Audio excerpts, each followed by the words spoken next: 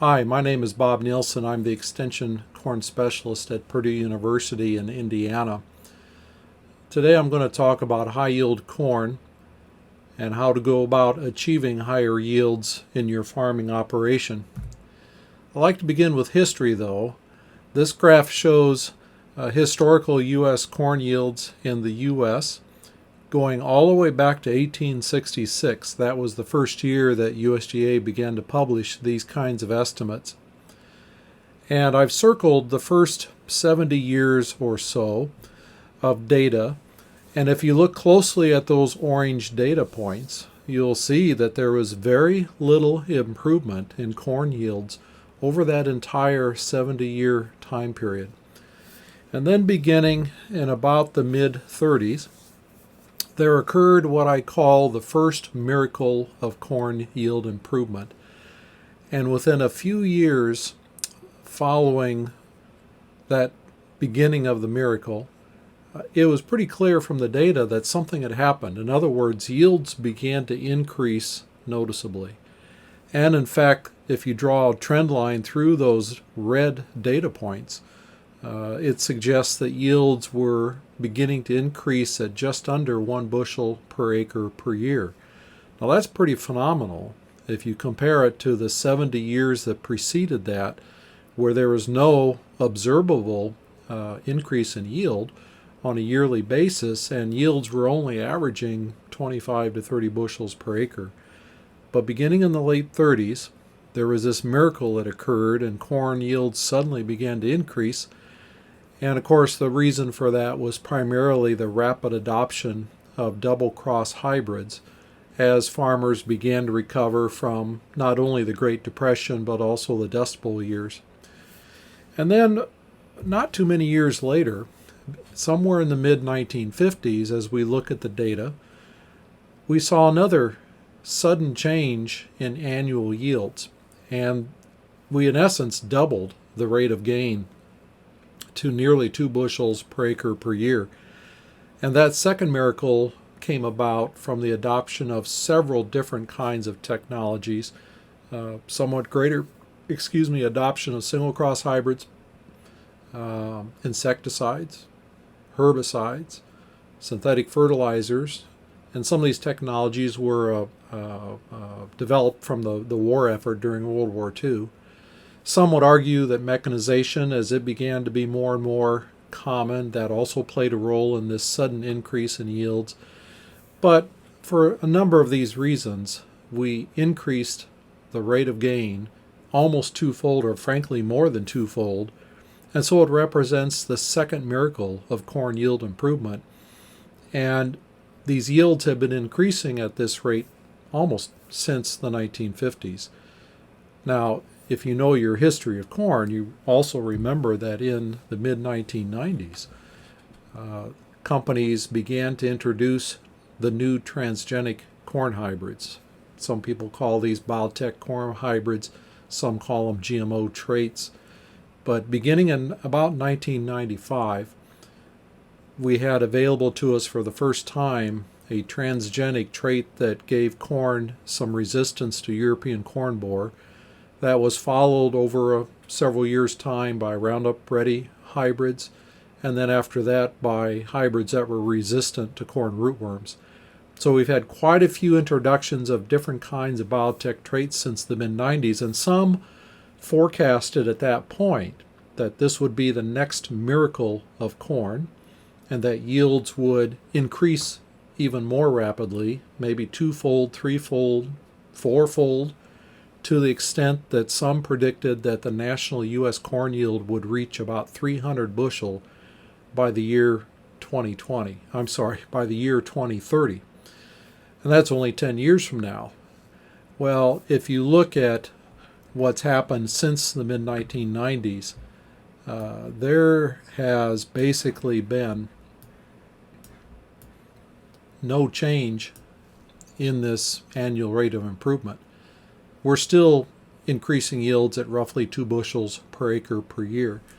So in other words, these biotech traits have not represented the third miracle of corn production. We have yet to see the third miracle of corn production. And so that leads some to sort of question. So we hear about people growing yields that are way higher than the current national average of 176 bushel per acre.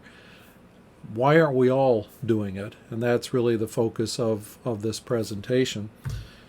And so indeed, there are reports, documented reports, of corn yields at 300 bushel, 400 bushel, 500 bushel, even higher, that are coming from the folks who enter and win the National Corn Yield Contest. So I want to spend a few slides talking about these winners, the yields that they're achieving, and whether or not we can tease out some of their secrets of how they're achieving these kinds of corn yields when the rest of us are looking at yields that are maybe in the mid 200s, maybe the high 200s if we're lucky, and the average yields are still below 200 bushel. So let's look at these folks that set the yield bar.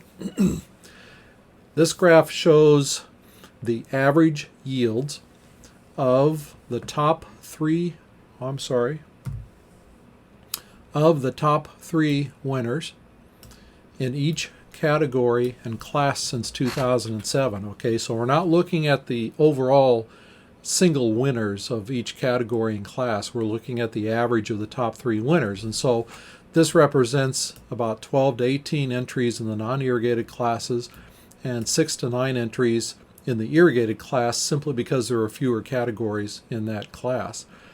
So we're again looking at the average yields in bushels per acre, starting at about the year 2007. Now, the highest yielding single entry so far in the National Corn Yield Contest was David Hula in 2019 with a winning entry of 616 bushels per acre. So that is interesting in and of itself, because for years physiologists have theorized that the upper physiological limit of corn yield was around 600 bushels per acre. Well, if we're to believe David Hula's yields in 2019, those physiologically theoretical high yields are at least 600 bushel and possibly even greater. All right, so that's one thing to take away from this graph.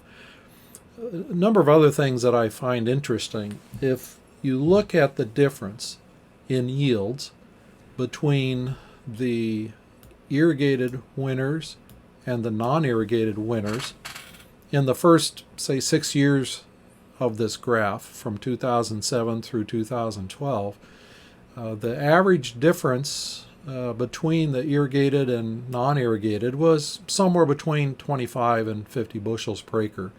And that's the yield difference from the irrigated versus the non-irrigated. But then in between 2013 and 2017, suddenly this difference between the irrigated and the non-irrigated winners began to balloon, and the yields of the irrigated winners increased dramatically starting at about 2013, to the extent that the difference between the irrigated and non-irrigated winners, instead of being 25 to 50 bushel for those 5 years, was suddenly 100 or 150 bushel difference between the two. So I find that interesting that in a very short period of time, these irrigated winners really just took off.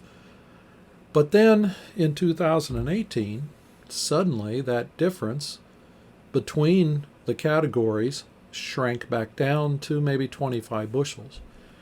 And then in the following year, in 2019, suddenly we were back to that nearly 100 bushel spread. And then last year in 2020, the difference shrank to almost nothing. In other words, the average yields of all the winners in the irrigated was roughly the same yields as the average of all the winners in the non-irrigated classes. So you have to ask these questions.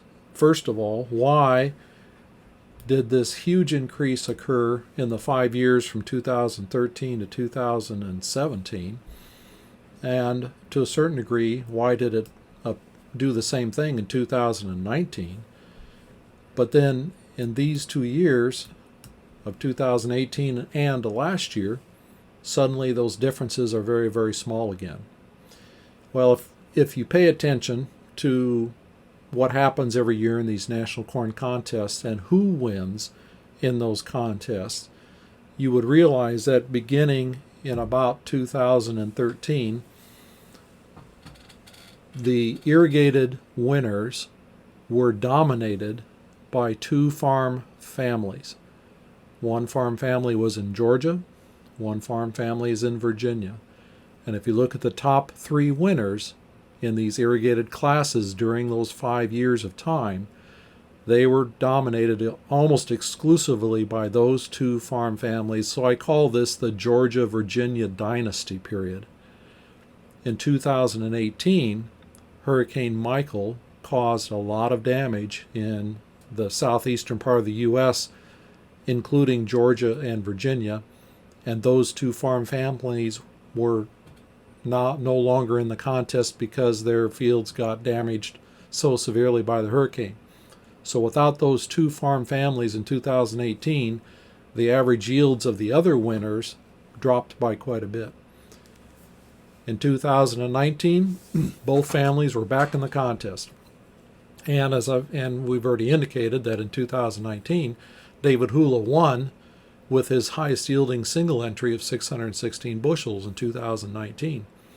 But then this past year in 2020, we had more hurricanes, tropical storms, caused a lot of damage.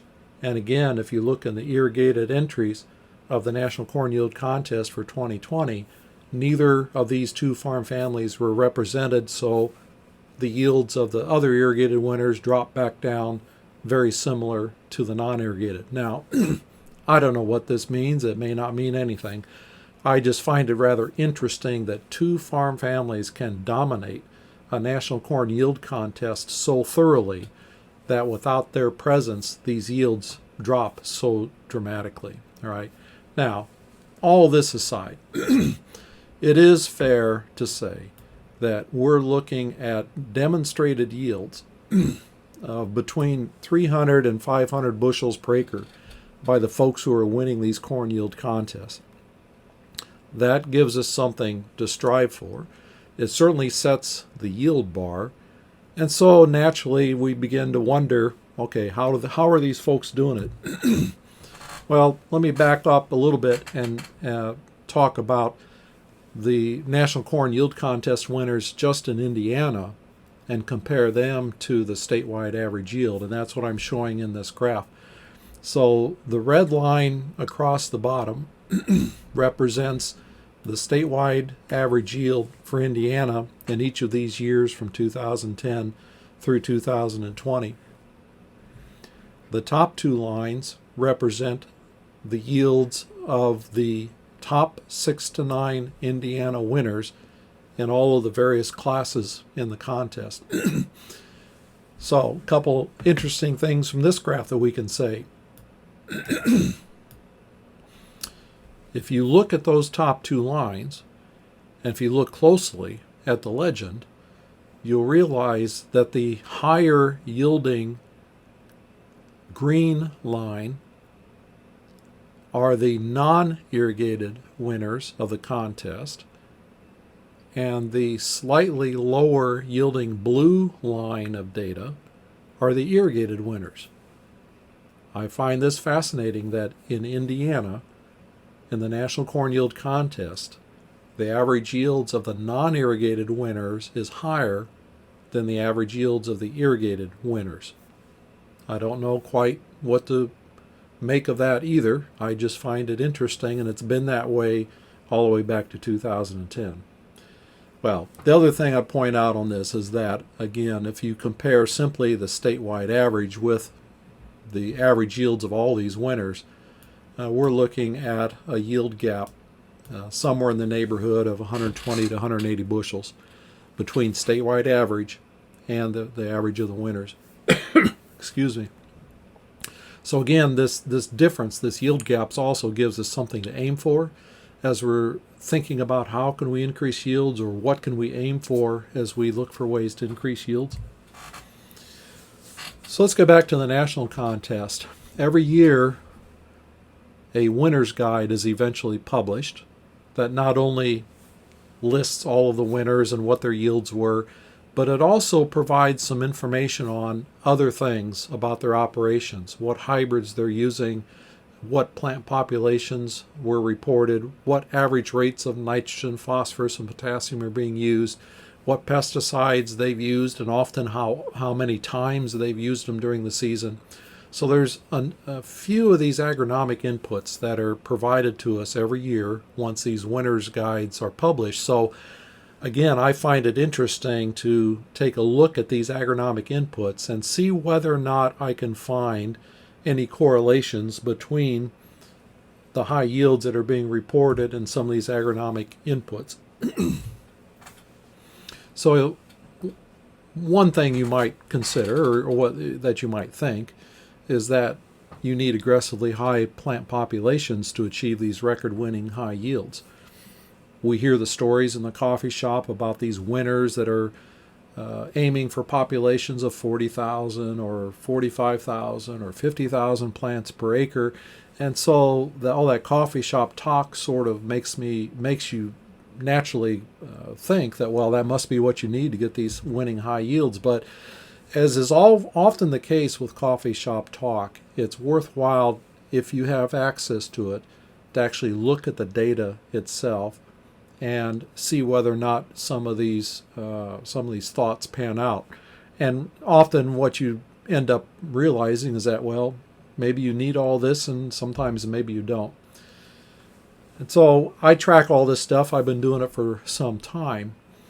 And so this graph is showing, again, I'm looking only at the top 3 winners of the non-irrigated class from 2017 through 19. We don't have the information yet for 220. And I'm looking at grain yield on the y-axis versus the plant populations that they report at the end of the year. And keep in mind that in this time period and among these winners, there is actually quite a bit of range in yield from, say, just under 300 bushel per acre to nearly 500 bushel per acre. And so when you graph out the reported yields of these winners versus the reported plant populations, what you quickly realize is that there are folks in this contest that are producing 300 bushel corn with less than 30,000 plants per acre. And yes, there are folks out here that are producing 300 bushel corn with 50-some thousand plants per acre.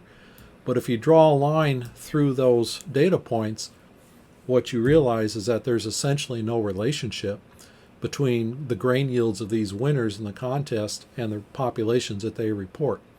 So you can get in other words, you can get very high corn yields at plant populations that are much, much less than you might imagine. Well, so if it's not population, maybe it's nitrogen. And some would argue that, in fact, you need these really high nitrogen rates to achieve these record-winning high yields. Well, much like plant populations, maybe you do and maybe you don't. It's always good to look at the data. So here's a very similar looking graph, only this time I'm graphing grain yield versus the reported nitrogen rate of these winners. And again, I'm looking at the top 3 winners of the non-irrigated class from 2011 through 2019. And if you graph the data, it looks like this. And what's amazing is that there are individuals that are producing between 300 and 400 bushel of corn with 0 to 100 pounds of applied nitrogen fertilizer. And if you draw a trend line through that data set, again, it's essentially a flat line, which means there is no relationship between grain yield of these top 3 winners of every category in the non-irrigated class and the nitrogen rate that they report. All right, so it's not plant population that's helping them achieve these record-winning yields, and apparently it's not just nitrogen rate that's helping them achieve these high-winning yields.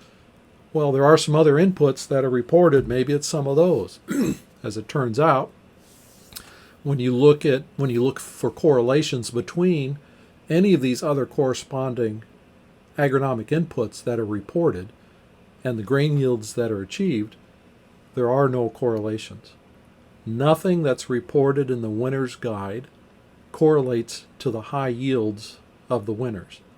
So in other words, the secrets are not revealed in these winner's guides.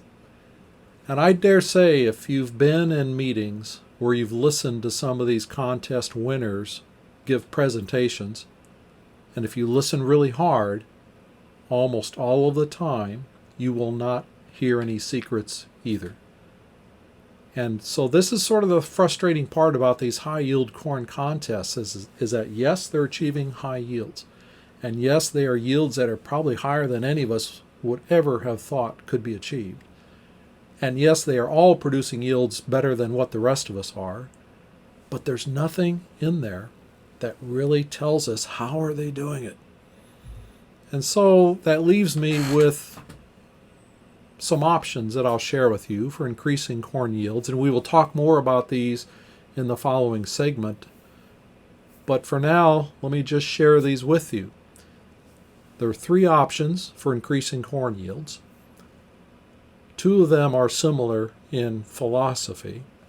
The first one is you can increase corn yields by blindly shooting at the target and hope it works. This is a philosophy that, frankly, many of the National Corn Yield Contest entrants are using to achieve these high yields. Somewhat similar option that they're employing might be this notion of throwing the entire kitchen sink at the problem and hope it provides the high yields. I would offer to you that if your goal is to win a National Corn Yield Contest, then these 2 options are probably ones you should consider. If your only goal is to get these high yields, then throw everything at it and hope that it works. You're not going to worry about the economics because that's not why you enter a corn yield contest. You enter a corn yield contest to win. So let's throw everything at it we can as often as we can and hope that it increases yields. It might work for winning a corn yield contest. But when you shoot blindly at the target, when you throw the entire kitchen sink at the problem, and if you get these high yields, then you're then left with the inability to determine how you got them. If you're throwing everything at it, you don't know which combination of all those were really the secret to getting those high yields. And so, in my opinion, these options don't really help us increase yields reliably or sustainably when we don't really know why we're getting the high yields. And so I leave you with this third option that we'll talk more about in the next segment, that I think for the rest of us, the best option for increasing corn yields in our farming operations is to approach the challenge from a more thoughtful agronomic perspective. And so with that, I will end this segment of this recorded presentation. On the next segment, we will spend a little more time focusing on yield components. You know, these factors that eventually work together to give us bushels per acre. And I'll talk more about the types of stresses that can influence each of these. And from that, then, we can begin to get some ideas on what we can do individually to increase yields. So thank you for listening, and we'll see you on the next segment.